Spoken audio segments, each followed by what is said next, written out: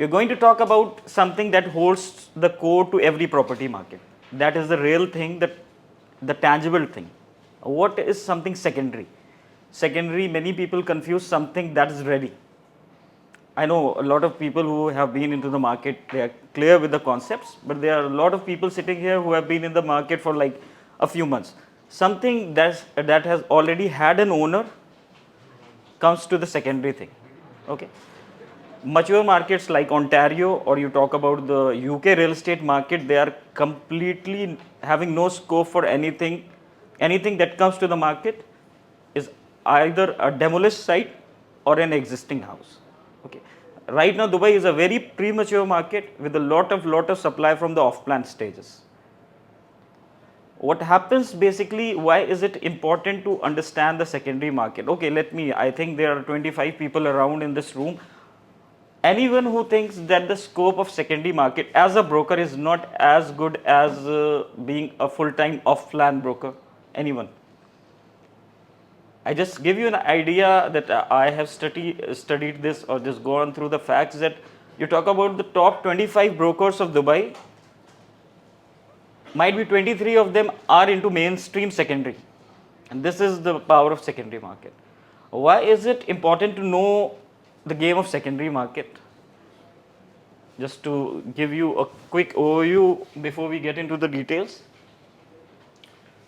So this is actually the stage of realization. Everything we promise while selling an off plan, okay sir, we are going to get you a premium of 20% in 1 year, 2 year, whatever you promise. Or okay, when this property is ready, this is going to give you a rental of this much percentage. These are all promises of words, messages and papers. Now this is the stage when we get into a transaction into the secondary market. This is a stage where we actually realize the potential. Just to give you an idea, out of almost 700 billion dirham transactions that took place in 2024, we had a humongous share of almost 188 billion of transactions that realized a profit of almost 57 billion dirhams. And this is the money that is actually pumped back into the new off-plan projects. Second thing, brokers, every project coming from a mega developer or a private developer is sold by the brokers. Whether it's something by Nakil or MR, it's about a location that is on the sea or far into the desert. We, the brokers, are responsible to make that sort of hype in the market, push it, make that agenda, push it to the clients. People are selling townhouses for 3.3 million MR South. I still wonder how and who are the buyers. And I still wonder what would be the premium. But to make money, we have to sell it. But here in the secondary market, the prices are just suspension into the forces. Here the prices are decided completely on the basis of real demand and supply. Each and every minute detail, the exact location, the view from the unit, the maid's room, sizes of the room, everything is going to come into play. And this is what the reality is.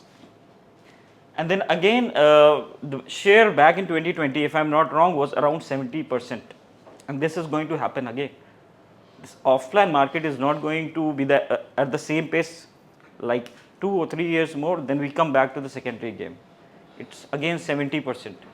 Just to exemplify the things, why should we be focusing on this as a broker as well? Just assume that we have 100,000 transactions per year for properties, just giving us a wild figure, out of which 25% of the transactions are done directly by the developers. What's left is 75,000. Then you minus the bulks, the bundles, something around 15,000. What's left is 60,000. And we have almost 125,000 brokers working actively in Dubai. Not half a piece per head. But what makes everyone running is their specialization in a building or a community or an area. This is something that if we get ourselves ready for this, 6 months, 8 months, 1 year maximum, we are going to specialize some building, some community, and we can be the go-to person not just for the clients. There are a lot of brokers who work in the secondary market without having the inventory, and you are their shop. You are their go-to person whenever they have a client matching the requirement. So you become a shop when you have good hell lot of inventory. Some very basic things people often confuse with. Every listing we put, every contract we make is done through the Trakeshi platform. Femi handles it all for our company. Every registered broker gets his own login for this. It's not necessary to know a lot of detail, but we should be familiar with this term, at least be familiar with the term. Now, Form A, before we start working, most of you must be knowing. Form A is between the agent and the seller. yes. No, it's not agent to agent. It's between the seller and the agent. Okay. Form B is between the buyer's representative and the buyer. Okay. You can use, people often confuse, I also used to get confused, a small mnemonics B, buyer. Form B is for the buyer, B, buyer. Form F, the merger of these two things. You can amend the details, Form A, Form B, the initial prices, not Form B, Form A, you can amend the details. If suppose a property is listed with you at 5.5, you sell it at 5.2. The initial contract A was for 5.5, you can edit the details and then merge it with the Form B to get the Form F done, and that is called the Memorandum of Understanding. This is legally binding to both the parties in the contract. You can't breach it without paying a penalty. So as soon you get this done, the deal is done and dusted, just waiting for the transfer.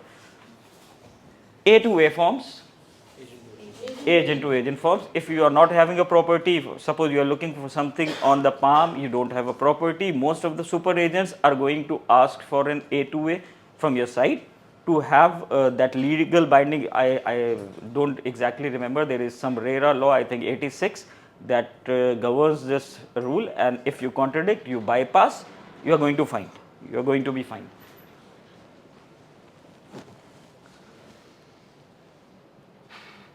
So when we start working, or we think of start working in the secondary market, there are different approaches that are available or you might take, but something that works more often than not is to narrow down on an area or a building or a community, or if you want to be widespread in a multiple community area, you can choose your genre, like you want to work on apartments in a specific area or townhouses or villas, whatsoever. As simple as you can keep it, stick to a small area or a couple of buildings in the neighborhood, know it well and have ample of inventory. For example, someone has 8-10 villas in district 1 that are ready. I know, so master agent, I had a client, I went with the client to the agent, the client saw the unit, she told, okay, the garden is small. The master agent took her to the next villa. The same minute, okay, this one, she said, okay, it's not Vastu. She took her to the third villa. She said, okay, this is Vastu with a large garden. Give me an offer. So this is the power of inventory. For that, you have to specialize. I have tried to keep things as simple as possible. We have to narrow down on an area of specialization, and then we try and get listings. How? We have to be rigorous. No one is going to list with you for day 1, day 2, day 3, 1 week, 2 week. No. I've got some listings that I was trying in September and I listed them in January. We have to be persistent. When you have made up a mind that, okay, this is my go-to community, I have to work in that, you have to be patient, work on it, work day in, day out. You have to like pretend things. It's never possible. There might be a community that was launched in 2023. There have been simply no transactions or just 4 or 5 transactions, and you want to take listings. You can always claim that, yes, I have sold 2 of them. Who knows? Who is going to tell them? No. The amount of confidence that you hold in your personality while talking to a seller or buyer is ultimately going to count at the end of the day. The moment you goof up, The moment you start fumbling, you're not confident enough, no buyer or seller, especially sellers, they're not going to trust an agent who is not very well equipped with the basic know-how of the community that you are asking a listing for. So first thing, we narrow down on something like any community of townhouses or a simple cluster, then we get the listings. And having a detailed record of active sellers and their units apart from the listings you take. You might come across 20 active sellers, out of 3 list with you. Be sure that you make a list of people that have got units of different product types, whether it's a 3-bed or a 2-bed or a 1-bed, what was their original price, what is their asking price, are you covered for that or not, their sizes and everything. You should be very well equipped with all the inventory of your project. It's not always that it's necessary that you only sell the properties that are listed with you. People might have listed with other 3 agents. But if you get them an offer, you're always building a relationship. Give them fake offers. People do that. Someone is asking and sticking to a price of 7 million. Ask your friend to write a check of 1 million, just message him. What you end up doing in this process is you will start a conversation. And when you start a conversation, our business is about starting conversations. We just have to get a shoe into the mouth of someone, and then they speak and we listen, and we speak, they listen. Okay. Okay. A very basic thing, what does a seller expect from a listing agent? These are the basic mandatory things that we must be doing. We just walk into a data, we start calling people, okay, I want you to sell your property. How do we want to sell your property when we know nothing about it? So these are the basic things. You should be having precise knowledge of the project, very precise knowledge of the project if you want to specialize in that. If it's a villa community, some very basic things, you should be knowing the number of entry and exit. You should be very well equipped with the location, the connectivity, the by lanes, number of clubhouses, so on and so forth. Then you should also be having an entire idea of the overall transactions of the same type happening. Someone is working on apartments in Maidan. Okay, 500 meters from that building, similar layouts, similar sizes. You must be knowing the transactions of the same thing, even if you are not actively working on that. You should be well equipped with the comparisons you make. Okay, and this is how we impress sellers. Sellers and buyers, they have the same sentiments. If we connect with them, we end up doing a transaction, whether we sell their property or we make them buy something. We have to be very realistic, suggesting the prices and the price projections. Someone tells me, okay, I have got a villa in Palm Jabal Ali, I bought for 20 million, I want to sell it for 25 million. Should we take that listing? What do you people suggest? No. Tell them it's too high. You take a listing. First of all, if you take a listing on a contract of 3 months, the listing is going to expire without any inquiry, and you will end up spoiling your relationship. It's better to say a good no in many cases if you think that this is going to not work out at all. When you can't see transactions of 21 million happening in the market, 25 is too much to ask, even I think by the end of 2025.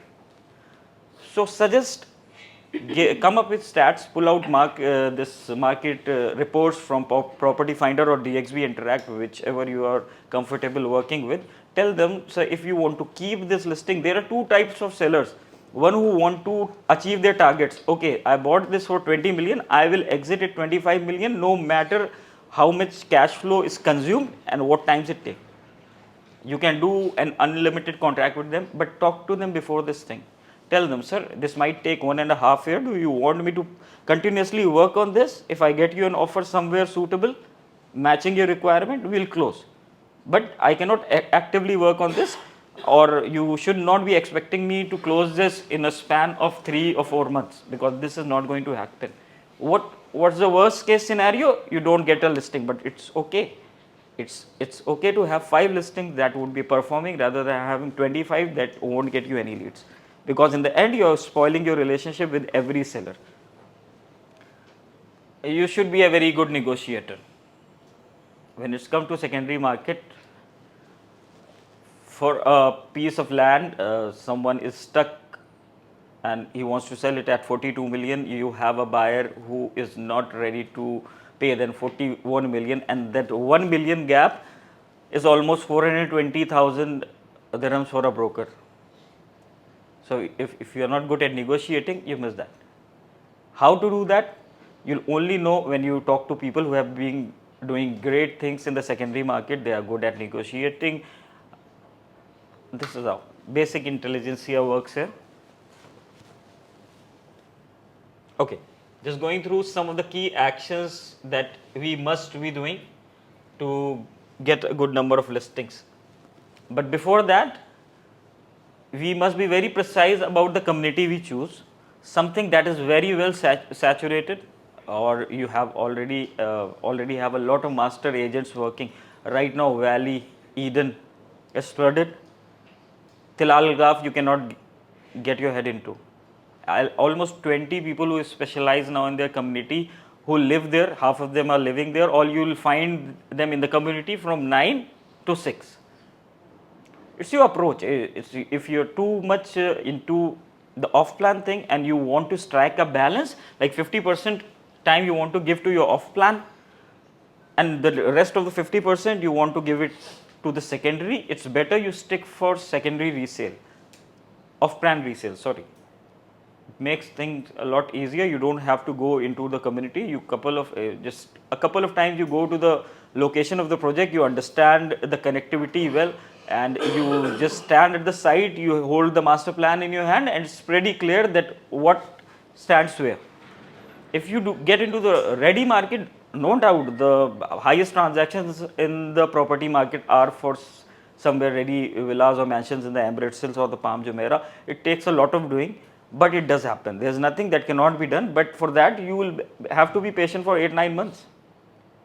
And plus you have to be on the field. So if you think you are going to miss out on your leads or your regular calling or your follow-ups that you can only do when you are in the office, you have to stick to this off plan resale. It's your choice.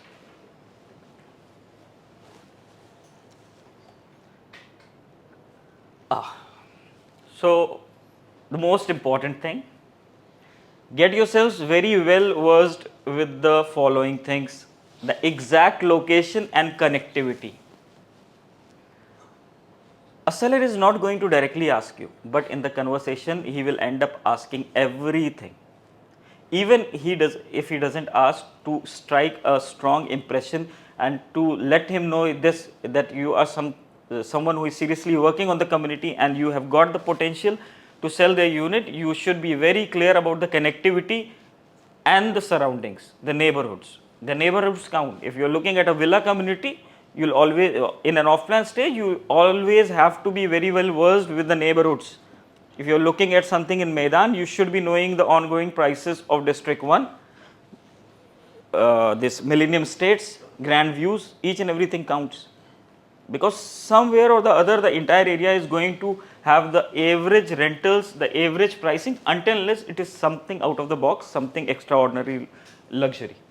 The master plan, you should be very versed with the master plan. You should be knowing the number of entries and exits. You should be very good at looking and searching for Vastu units. When you are calling a unit or you get a unit to list or to sell, even if he does not or she does not list with you, know that this unit that I have got in the inventory is what facing. A northeast exit is the most common Vastu that people look. You should be very good at finding Vastu units in the master community. So number of this parks and everything, you should be very well familiar with this thing, because when you talk to a seller, try and talk with him multiple of times. The more you talk, the better relationship you develop, and it works. It will work when? It will work actually at the stage of negotiation. When there is a seller who is okay, he might know Lavish very well. He is very close to him. He have had 10 calls to him, and he might not know me. I just spoke to him over a message and I offer him something 5.1. He wants to sell it at 5.5. There is 110% more chances of Lavish convincing him at this price point rather than me. Everyone who has been working in the offline market, we have had instances that people came to buy 3 million and they ended up buying 5 million. Why? Because they had a strong relationship with you and your communication skills and the way you convince them. Same is the game, but it comes the other way. Then the floor plans, this is a must. This is a must. A leads come to you, a lead that comes to you, he asks for a type A 3-bed in Muruj. Then you don't have a type A, you have a type B that is suitable for him in the same pricing. It's a very good unit. How do we convince? What's the difference? What is the difference? We must know that. It's not just you cross sell in off plan. You can also always cross sell in secondary off plan as well. It's the same.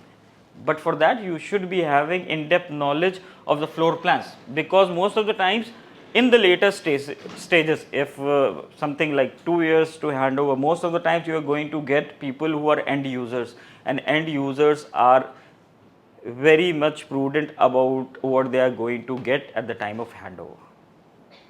Selling in hype, at the time of launch, we sell everything. We sell something that is road facing, we end up selling something that is next to the power station, under the wires. But in the secondary market, we should know it inside and out, and we cannot close a deal until and unless the requirement is completely or almost at least 90% of the requirement is well met. You cannot change the requirements of a buyer in the secondary market. So we should also be having a very good and clear understanding of the average original prices of the product mix. Suppose a community has got 3 beds and 4 beds townhouses, 4, 5, 6 bed villas. We cannot know the exact OP of every unit. Now there is a small confusion with a lot of people that how do we know the OP? All you have to do is go to property monitor, find the transaction, then find the DLD transfers, the occurred transfers. You will have the exact opening prices of the units. Now you just take the opening prices of 5 of the same time, just put an average. Now you know, okay, the OP of this suppose the OP of a 3-bed townhouse in Dubai Island cannot cross 4.7 billion. It start from 4.35, exceptionally might go to 4.8, but most of them are in the range of 4.3 to 4.7. This is where it plays.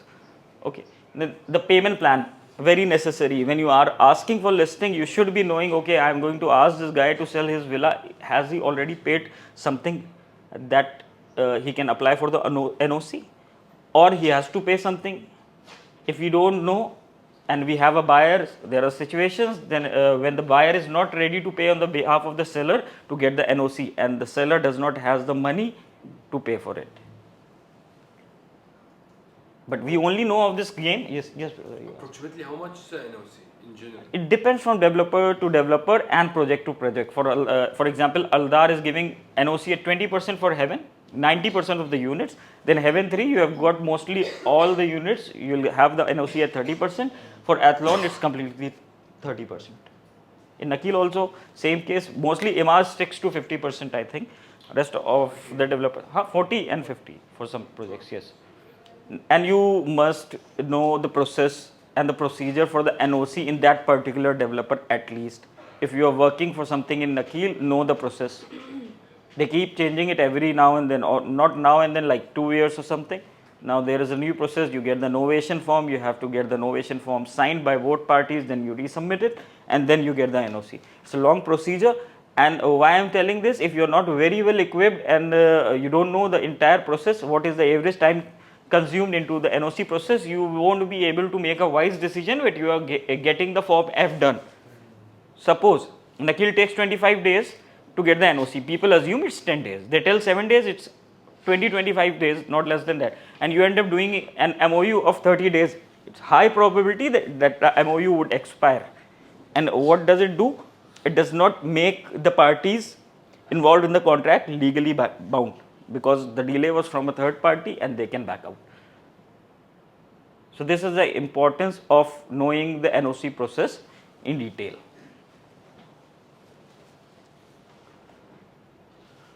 What should you keep in mind? We take listings, we ask Femi to put it online, and we don't check them. We should be checking the regular updates of the project on Dubai REST app. There is a feature called Mashrui that will let you know the percentage completed. This is very good, I tell you. People in the projects who are not giving you listings, every 2 months, just download the report from Mashrui. It will show the pictures of the project. It will have a detailed description of the site visit and the updates about the project, and send them. It gives a separate, different type of impression. They will know that you are actually working on this project seriously. All these things work. Try and download the recent transactions and send them. Make reports and send them. Okay, you know 10 buyers who have 5-bed villas in District 1, go to DXB Interact, just filter, edit, put their name and just send them. They will know, okay, this is a guy who knows this market. If I am not selling now and I want to sell in future, he is my go-to guy. What you have to try and do is you must make the seller save your name as a community expert. Half the game is done. He'll be seeing your status if he is active on WhatsApp. If not, he will know that, okay, Athlon, this guy. This is a thing that must be done. Try and get your number saved in his phone. You should be talking regularly to the seller and try and develop a strong relationship. I tell you how. I initially took some listings back in January 2024, one of my first listings, and the contract expired. I never talked to the client. It was 3 months. I never talked because I didn't get any buyer for that or any serious inquiries for that. And when the contract expired, I talked to him, I think 1 month from that time, and in the period of 1 month between the contract expiry, he had changed his mind. He wanted to sell the unit for 3.5 million and I had buyers for around 2.9 million. I held back, I didn't approach. He sold his unit for 2.85. It was a done deal. So be in regular contact. People might think something now and they might change their mind after 15-20 days. Take regular updates. If you're not getting offers, send them ridiculous offers. Someone who you want, you know that he is going to stick to nothing more than 10-12% premium, send him offers for OP plus DLD. He will know that you are seriously working on it. He will have a different, what's the case is, they will start approaching you yourself. Every couple of weeks, you will have a message from them, any updates, any good news. And this is how you develop a very, very good relation with them. Once in a while, in your weekends, take out time. Okay, these are the people I have got listings for 10 million plus. Call them. So how's your weekend going? I just wanted to update you. I'm seriously working on your unit, but my advice is we should bring a listing down by 500,000. What's your take on it? If you get someone, we are asking 10.5. If we get someone for 9.9, are we ready to close? Are you comfortable? What's the harm talking to them? They say no. Okay, hold back. If not, do it. Until this, we have a very strong relationship with them. We are not going to hold this listing for after 3 months. They'll ask us to get it off, or it expires and they don't give us it back to us. Be persistent in your approach. Learn to handle brush off. What is a brush off? A brush off is something like we say, okay, sir, I am this and this from this real estate, and I'm calling you regarding this project. Not interested. They didn't listen to you. They just brushed off. How do we handle that? We handle that in most of the cases. People who cut calls, be persistent. Call them next week. Next week. My first deal in Dubai real estate, I called that person 11 times. It was just my gut feeling that he's a buyer, because he just told me I only buy Nakil, and I called him 11 times. The 12th time I called him after prayers and we had some personal conversation, and I didn't meet him till then, and I closed him without meeting him. Be persistent. Same goes with listing. People will tell you, okay, I don't want to list, but why? Why don't you want to list? Most of the closures in the secondary market are actually based on transactions from Property Finder, Buyouth and all. Tell them, sir, deals in the secondary market and the investor groups are the deals that are on OP plus DLD or something below the opening prices. How can I get you a buyer of a good price until unless you let me advertise? Okay, I've already listed with 3 agents, sir. Just look into it. Who is the agent that has not got you an offer or who is not active on this? Get him removed. Give me the time. You're working or building. Get the marketing team to work. Let them make some flyer for you with your picture, your description. Okay, you specialize in this area. You have already closed these deals. Who knows? If I tell someone, okay, I have sold 5 villas in Palm Jabal Ali in the secondary transaction, that would be too much. They hardly have been 7 or 8. But if I tell them 2, they would believe. They never know. Whoever sold, but I sold. So do those things. This is ultimately going to be a very good go-to thing, because from this same market you will find the people who will actually end up buying with you in future hot projects. Last year in the launch of Palm Jabal Ali, I saw almost 7-8 agents that I regularly follow on Instagram. They are very good at secondary market. There was no phase that was not from Bulgari, Palm Jumeirah. They never do off plan, but they have buyers for off plan who call them, okay, there is a project name this, go get me a unit for that. That close a relationship. You have been selling someone's property, you have made some good profits for them. 95% of brokers in the market are going to sell you at the launch. They are going to leave their buyer by some or the other reason. One of the major reason is fake promises. Over promise, underperform, you're not the agent to go to. Under promise, over perform, you'll be loved by clients.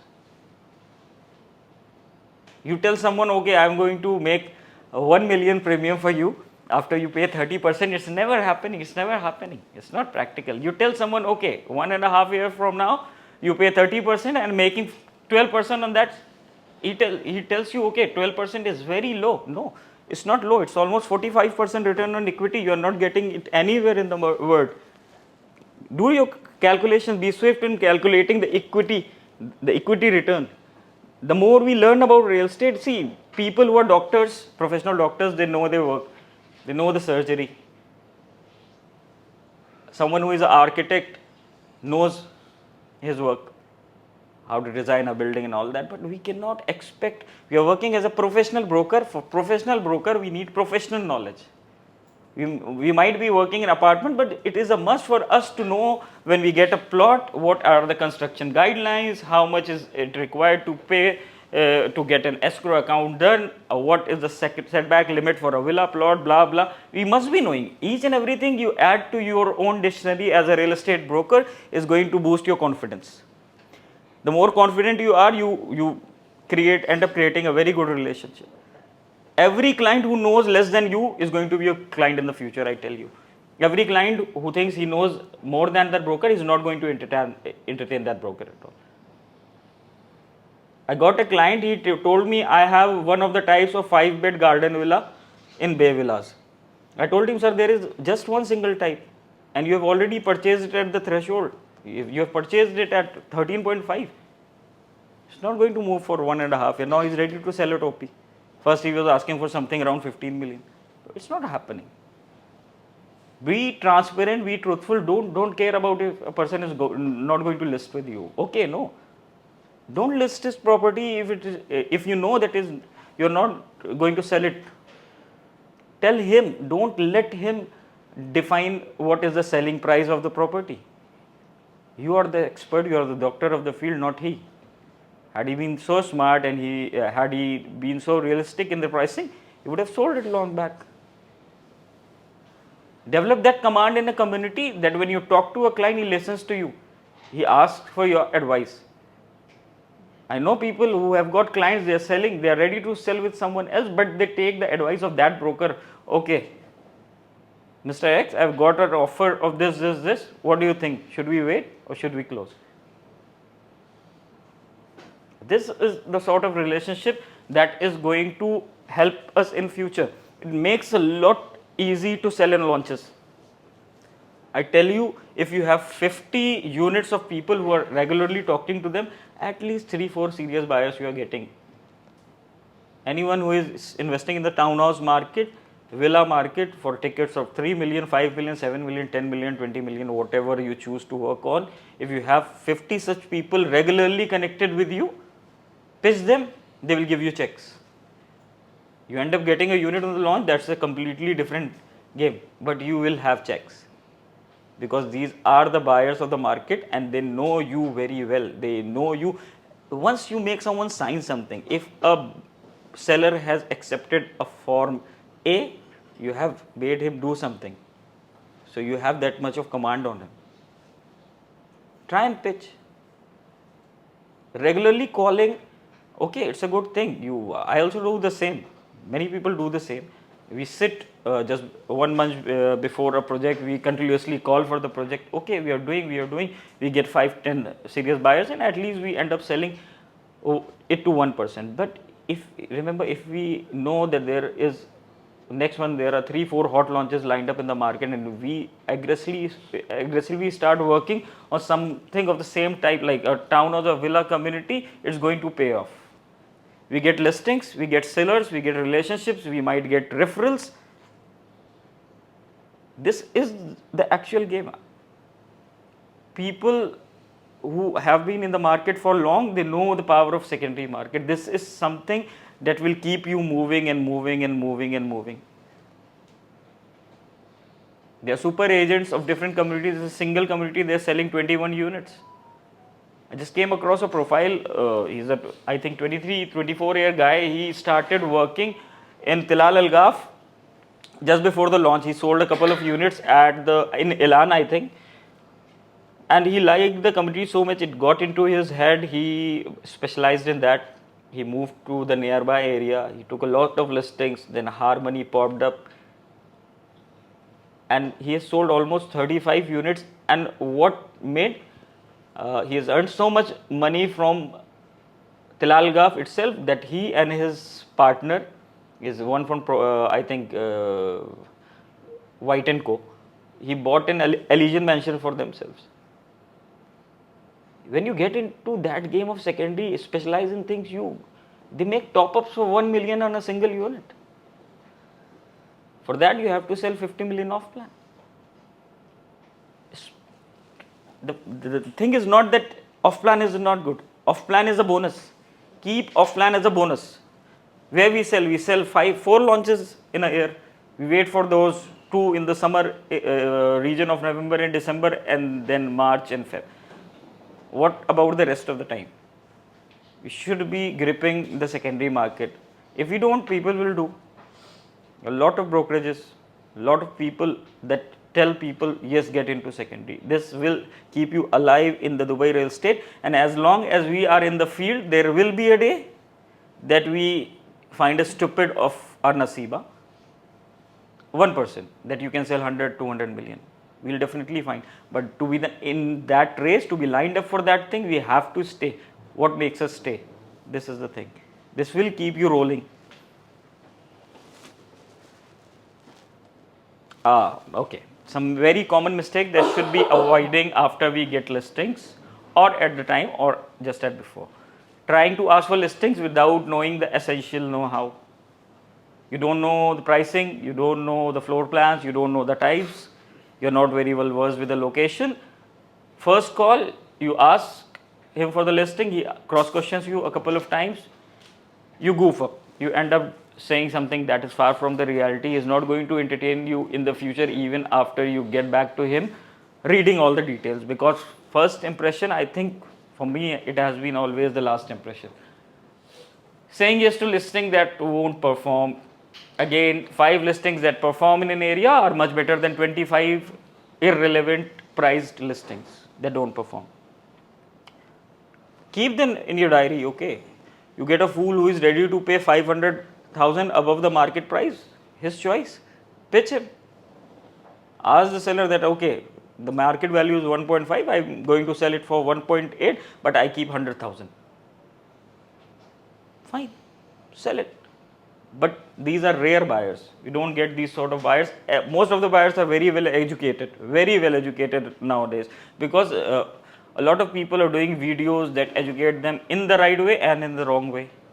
And then there are all these sites, they've got access to DXB Interact, Property Monitor, and all that thing.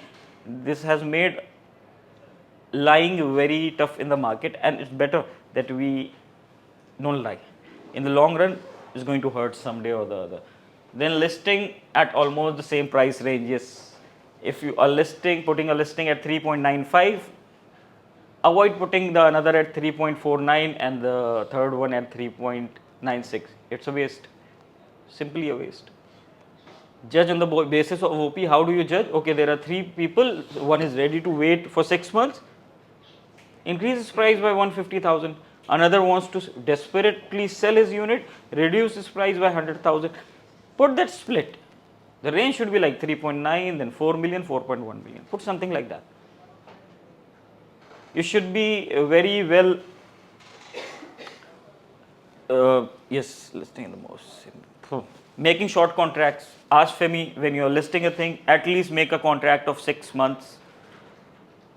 You make a contract for 3 months, it's going to expire, then you have to ask for it again, and he might change his mind.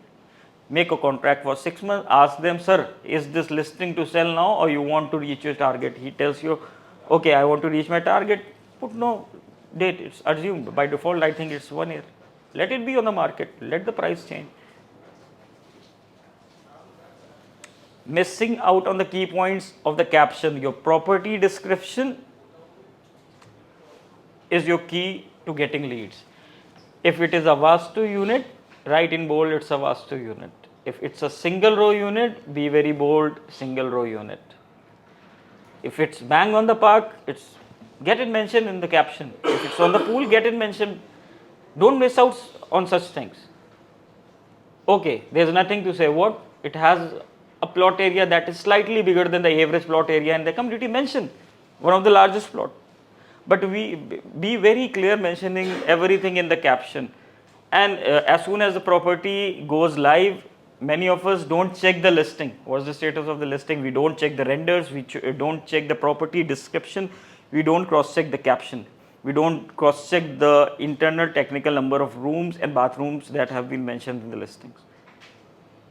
Be very clear about these things, that don't waste your listing. Every listing would perform if it is reasonably priced in the market. There is no way that the listing is not going to perform.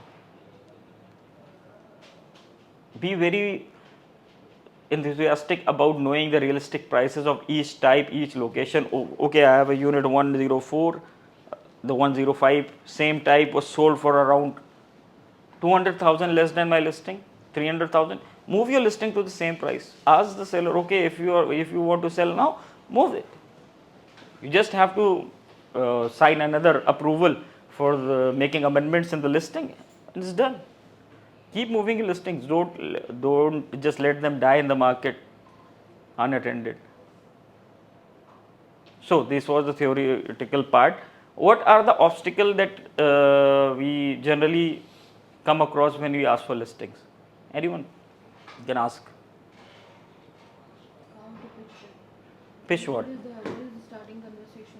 Yeah, that's Like I've done couple of different ways, but none of them work. Like Suppose you decide that you are going to work on XYZ townhouses.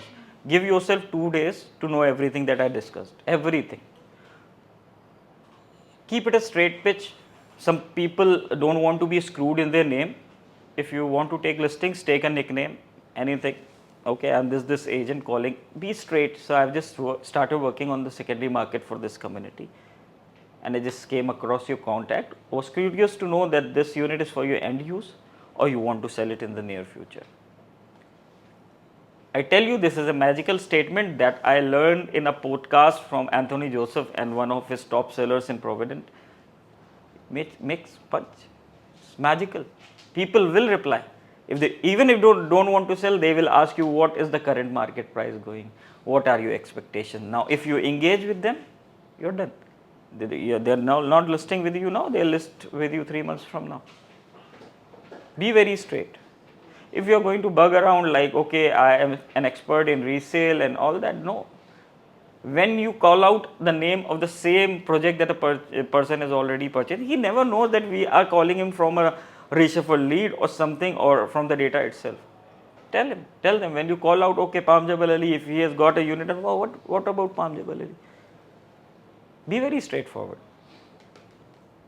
There are implications of getting fines and all, okay, but that cannot stop us to work hard, no. Until unless we are getting a salary of 25,000, it's okay. Sami bhai is ready to pay 50,000 any day if you have 25 listings live and you are selling every month. Any more questions? Come up with questions that I come across a lot of people. What is the max MOU time we should take?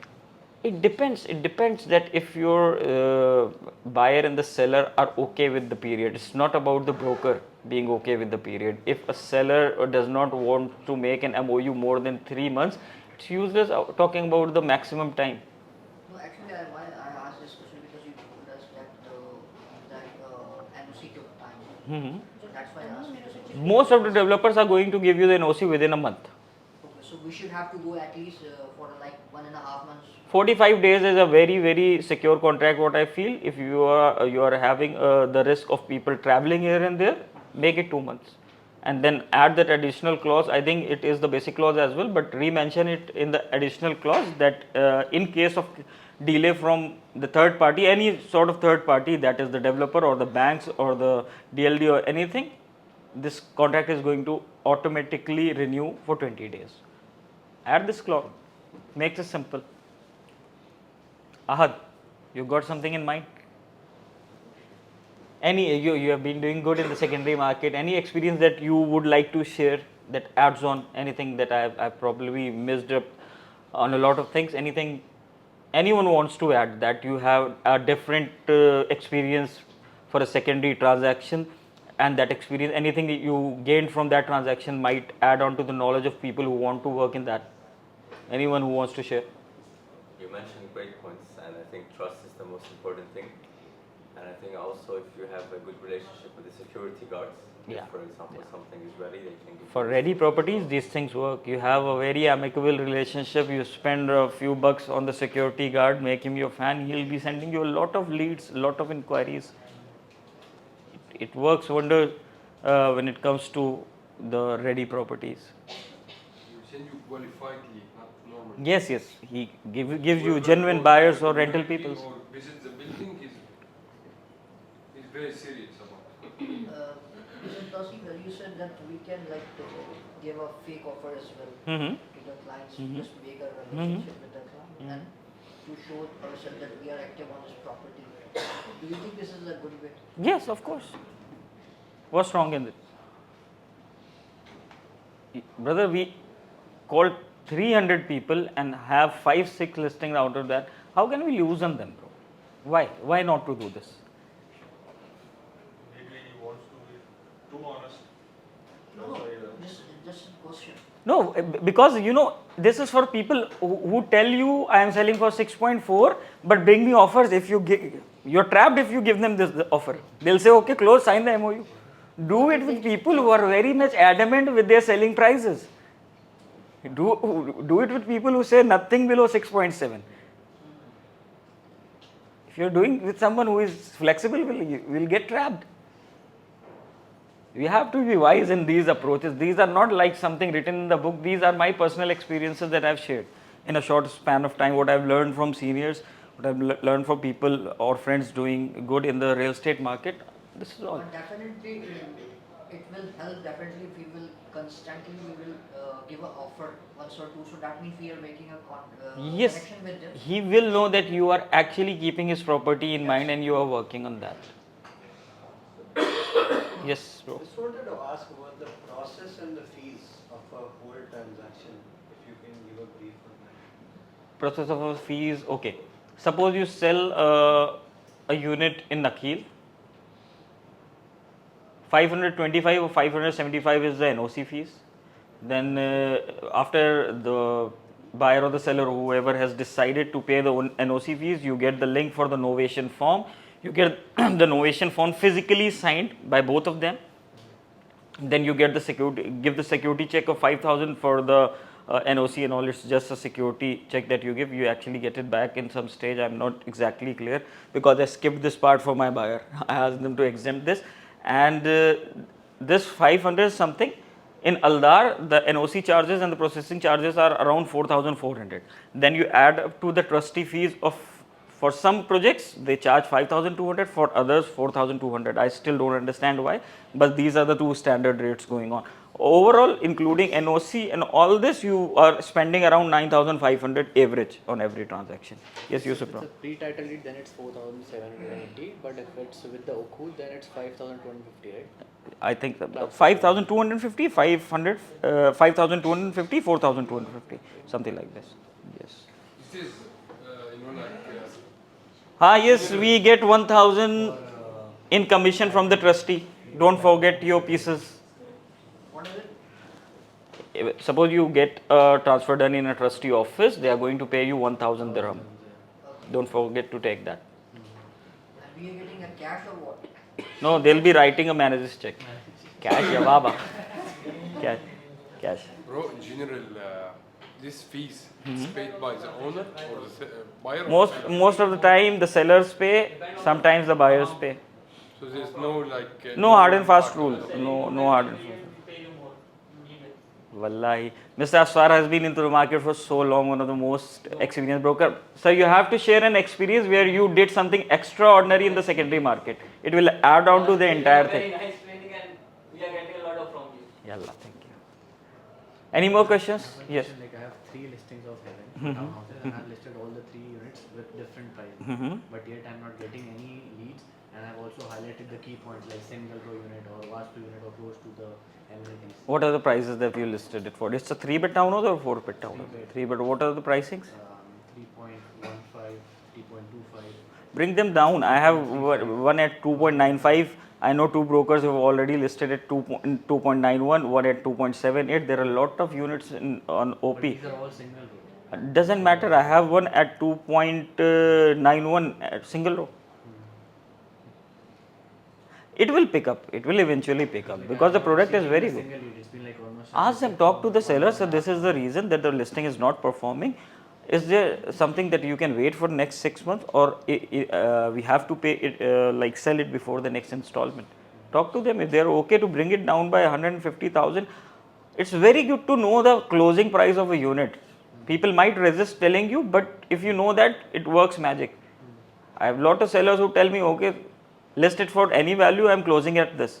If you are closing at this, you know that he is not going below that. Offer at 500,000 more, do the negotiations, make something from his side as well. But one way of approaching is like you also tell them that we are trying to boost the prices of the community. We cannot do that. It's like we can say, we can promise, we can do it in the early stages. Try and do it in the early stages, because people think, or it's an assumption, that the first 25-30 listings of a community where white male will define the trend that is going to follow, but it's not happening for us of now, because there is a lot of alternative options available in the market for all stereotypes. So this is not happening.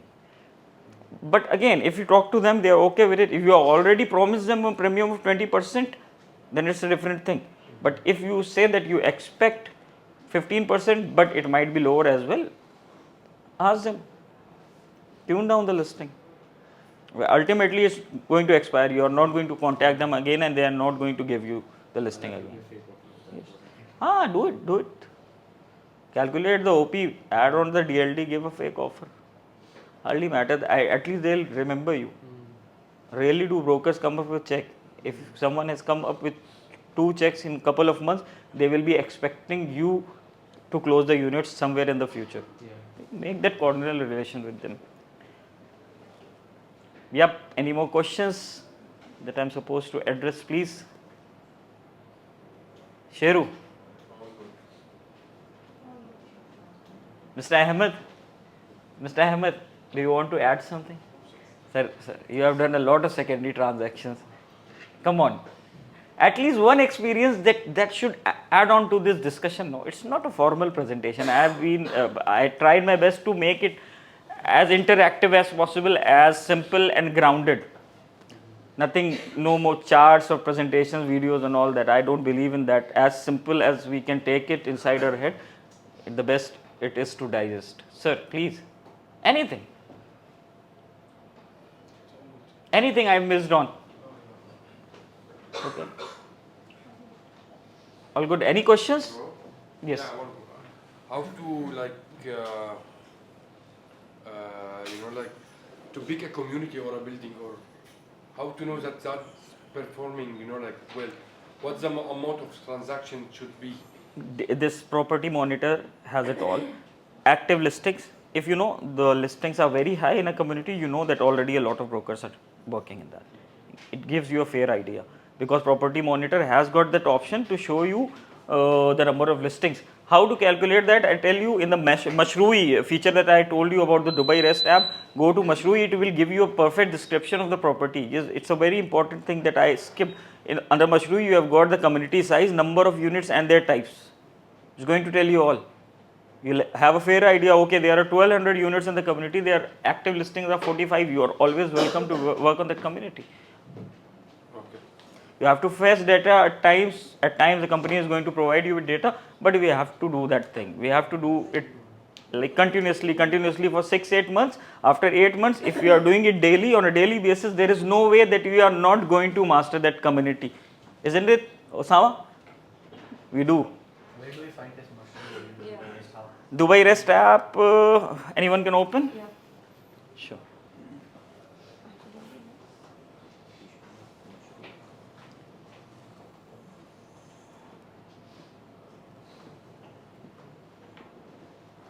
What the fuck? Oh. You need a login for that, right? No. It was on Trump. Let me do it with mine.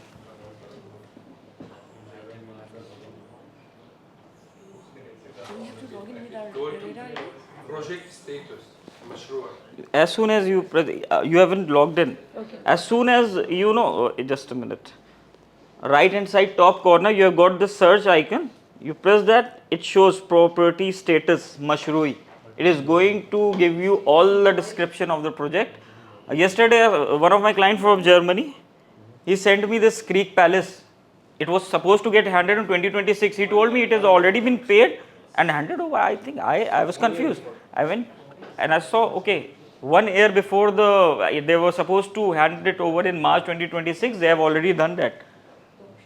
So this gives you easy access to the status of the project. Dubai Island sold almost 1 year ago, I think, 0 construction update. This is something that people will grin, but you are not the developer, it's okay. But they are grinning because they have already paid 45% and the developer hasn't started any sort of construction. That is not fair on the part of the developer. Anyways, it has to come. You work like crazy on a launch, you are going to sell on it. Selling means at least have a check for it. You work on listings, you are going to get it. You want to specialize, okay, 1 year, 2 year, it's not a long term, it's a very long term game as a broker. You know, a broker matures at least after 2 years he has been into the market. There is where we mold ourselves and we make the game begin. Anything that is coming, anything big that is coming to you in the first 2 years of your brokerage is a bonus, simple bonus. If you are going to able to, you close a deal in the first 3 months, it's a big jumbo bonus. That should be your motivation. Okay, I did something when I wasn't knowing anything. So when I know, I'll be able to do 10x, 20x something. Aim higher, make your target big. Irrespective of what we have sold, target is something at least 70-80 million per year. I personally know people, 5 ladies in the same team, no one closes less than 250 million in a quarter. They are no angels, they are no demons, they are people like us. A broker is supposed to be a broker and we need to learn from the best brokers in the market. Whenever we assume that we learn anything, okay, we close 5 units a year, something like 25 million. If you are satisfied, okay, we are in a comfort zone. But there are people who are annually selling 1 billion. They are making 15, 13 million in commissions. In the long term, where we see ourselves is ultimately the motivation we have. If we want to reach that levels, we have to work out of our skills, work in a different way. Everything I discuss is all basic. This is a basic mandatory. This needs to be done. Then there are people who have already made a lot of money. They always have 700, 800,000 in their accounts. The way they prospect, the way they invite people, these investment bankers, these chartered accountants to your offices or out on parties, the way, like, it's out of the blue, they are going to get, okay, I've got a client who wants to park his $100 million in Dubai. What have you got to offer? Yalla, you're done. With that deal of 400 million dirhams, you're done. And you become an investor then. I tell you, okay, I've got a townhouse at OP plus DLD and you offer me something minus the DLD. You make money on that. Ultimately, we are not going to earn big until unless we be investors ourselves. To be investors, we need to jump into the secondary market. We need to prepare our base from the secondary market, then pump it back to the off plan, make something big over there. You sell a mansion for someone for 80 million, he will be ready to put his 25 million down payment with you any day. Crazy things happen with continuous persistency. We always often lose hope that, okay, things are not clicking. It's a dry. I've seen people who have been masters on a dry period for 14, 15 months. But when they were back on track, they kicked every goal, from every part of the field they were goaling. Staying motivated is a must in our field. Most of us don't have any sort of salary. Okay, let it play at the back of your mind. Overthinking won't help that. Let it be. But when you make that cake of 100,000 for your first deal, it's an amazing experience. You're secured for the rest of 18 months, but don't get complacent. If you know, okay, I've got 100,000 in my account, I'll be able to spend it for 1 year, and we are complacent. I'm not doing that toiling anymore. No, it will take you back to the same state. Growing every day, reading, make it a habit. Half an hour, give it to articles. Half an hour, give it to DXB Interact and Dubai Rest. Dubai Rest, not half an hour a week would also do for that. But even if you do your due study for half an hour every day, 2 months from now, you are going to be an entirely different person. Everything would be on your tips. And this is how you excel with clients. You get a lead, he is asking for something, but you know that is not suitable for him. You actually turn it into something. Okay? So we are almost done with it. I read it somewhere, I loved the line that normal jobs make great people, real estate jobs make superheroes. Seriously. Seriously. And irrespective of the confidence, all our self-doubts, everything, if we keep and keep moving, we persist. This is the end of the story. There's no way failing. We don't fail. In real estate, we don't fail until unless we make ourselves fail. Yes, there is a minute part of luck that comes into play at the last, after you have done your hard work. But to that point, you don't fail. You never fail. Yalla, best of luck. Thank you. Thank you for your patience.